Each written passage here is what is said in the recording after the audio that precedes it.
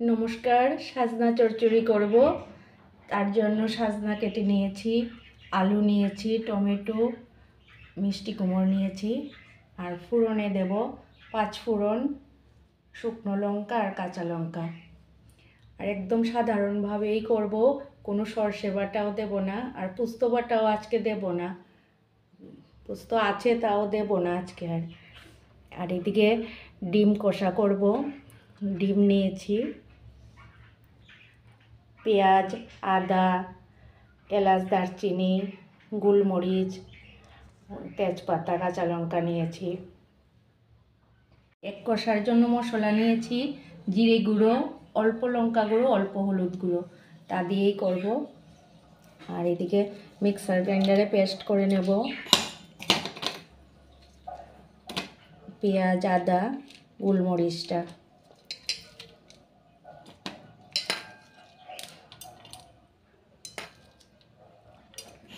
আর কার কার দেখুন তো ডিম এরকম চুলতে গেলে এরকম হয়, আমার একদম শত ভালো করে চুলি, এত আস্তে আস্তে চুললাম, তাও 2-3টে এরকম। ফোড়নটা পরে দেব, আগে দিয়ে দিচ্ছি সবজিগুলা।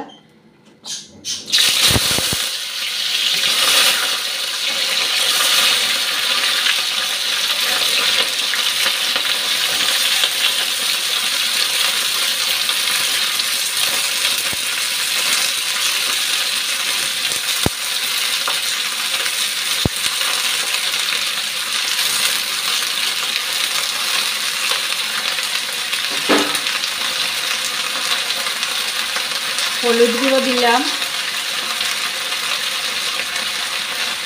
আর জিরে গুঁড়ো 1 চামচ দিলাম। আর কিছুই দেব না।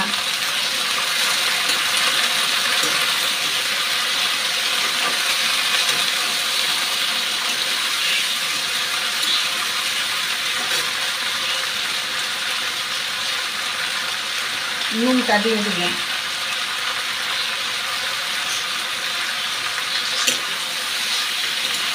এখন একটু ঢাকা দিয়ে রাখবো, একদম কচি সাজনাগুলা। এক কষার মশলাটা গুলে রাখছি।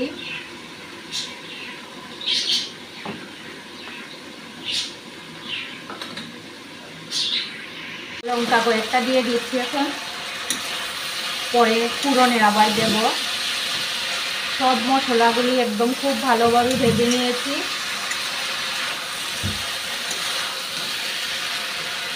এখন অল্প চিনি দিয়ে দিচ্ছি।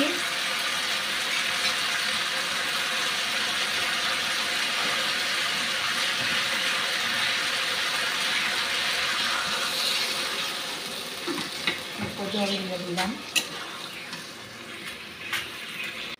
এখন নামিয়ে নিচ্ছি, ফোড়নটা দেব করে।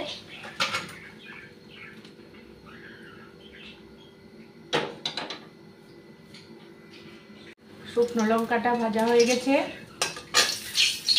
এখন 5 ফোড়নটা দিয়ে দিচ্ছি।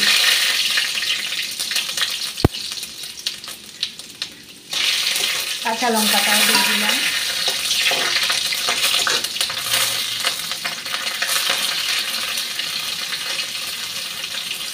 এখন ফোড়নটা দিয়ে দিচ্ছি।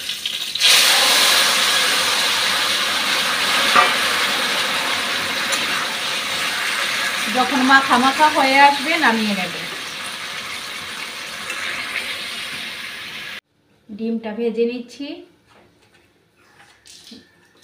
নুন হলুদ মেখে রেখেছিলাম।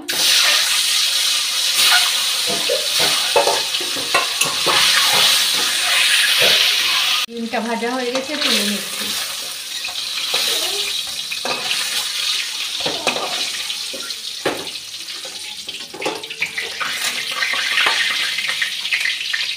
তেজপাতাটা দিয়ে দিলাম।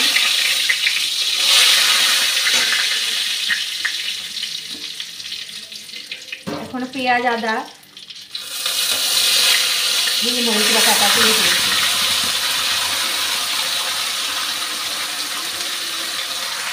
কাঁচা লঙ্কাটাও দিয়ে দিলাম। পেঁয়াজ, আদা বাটাটা ভাজা হয়ে এসছে, এখন গুলে রাখা মশলাটা দিয়ে দিচ্ছি।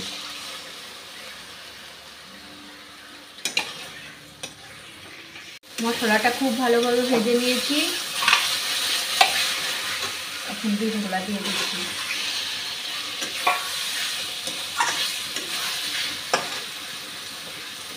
গরম মশলাটাও দিয়ে দিলাম।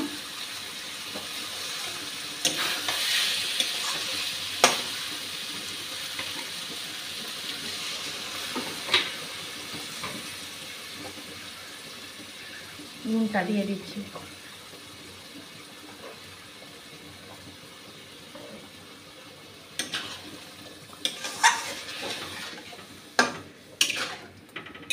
সাজনা চচ্চড়ি আর এদিকে ডিম কষা। দেখুন কেমন হলো। আমার এই সাধারণ রান্নাগুলি যদি আপনাদের ভালো লেগে থাকে তাহলে আমার পাশে থাকবেন। সবাই ভালো থাকবেন, সুস্থ থাকবেন। শুভরাত্রি।